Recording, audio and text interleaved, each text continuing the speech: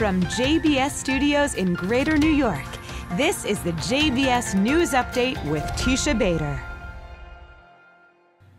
I'm Teisha Bader with the JBS News Update for Monday, October the 5th, 2020.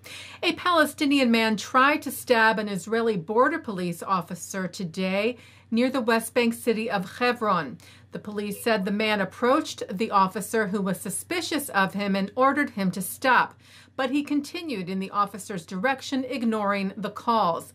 The officer then realized the suspect was holding a knife and ordered him again to stop, but the suspect again ignored the calls. The officer then drew his weapon but was able to subdue the suspect without firing it. Police in Germany are looking into an attack yesterday that appears to have been anti-Semitic.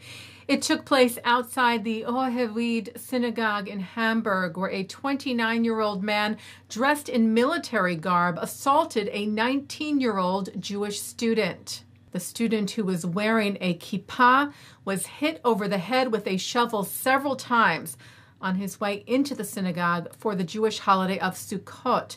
Security at the synagogue was able to overpower the assailant and hold him until police arrived. Police found a piece of paper with a hand-drawn swastika in the suspect's pocket. The victim was given first aid by passers-by until rescue workers arrived. He was taken to the hospital, having sustained serious head injuries. He is said to be in intensive care, but his life not in danger.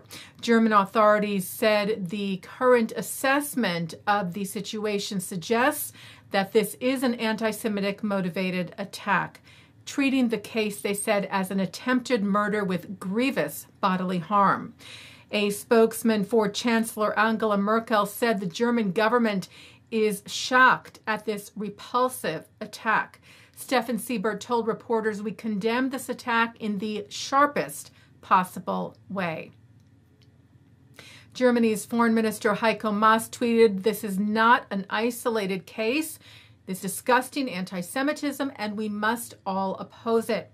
President of the World Jewish Congress, Ronald Lauder, said the attacker must be held responsible, as must all who engage in any expression of hate or intolerance. Israel's Khan public broadcaster reported that Israeli Foreign Minister Gabi Ashkenazi will meet his Emirati counterpart, United Arab Emirates Foreign Minister Abdullah Ben Zayed, tomorrow in Berlin, the first in-person public meeting between the two, who have spoken over the phone. They will reportedly also visit the city's Holocaust Museum together. Holocaust survivor and American diplomat Richard Shifter has died.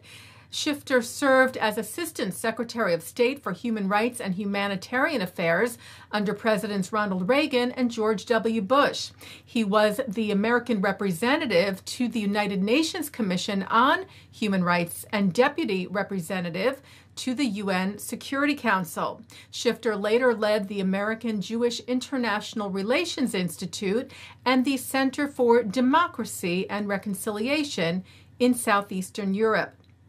B'nai B'rith International called Shifter an inspirational leader, accomplished diplomat, public servant, staunch advocate for human rights, and a resolute defender of Israel. He was 97. Jewish scientist Harvey Alter is among a trio in his field that have won the Nobel Prize for Medicine. Alter, along with fellow American Charles Rice and British-born Michael Houghton, were honored for their discovery of the hepatitis C virus. Their work dates back to the 1970s and 80s and has helped save millions of lives.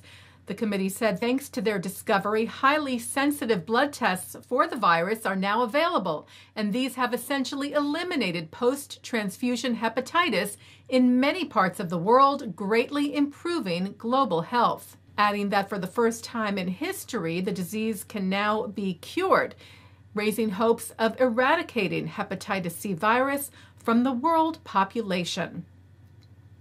Alter said back in 2013 that being the only son of Jewish parents in New York City, it was preordained that I would become a doctor. Though he added, I would have dropped medicine in a millisecond to play for the Brooklyn Dodgers. Well, the IDF shared video of a sukkah constructed on top of Israel's military headquarters in Tel Aviv, said to be the highest sukkah in the IDF.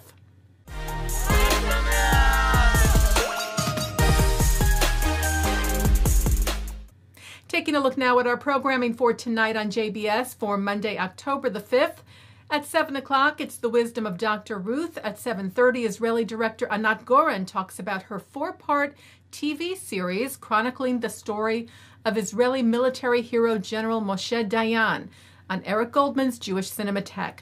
At 8, Jewish chaplain Rabbi Henry Susan explains why he volunteered for service after 9/11. That's with Benjamin Anthony of the Miriam Institute. At 9, it's part 1 of Mark Golub's Sit Down with former chairman of the Conference of Presidents, Richard Stone. At 10, renowned professor of Holocaust Studies, Deborah Lipstadt, discusses her book, Anti-Semitism Here and Now, with writer Barry Weiss. And coming up next, it's Good Week, Israel. And that's the JBS News Update for Monday, October the 5th, 2020. I'm Teisha Bader. Stay healthy, stay well.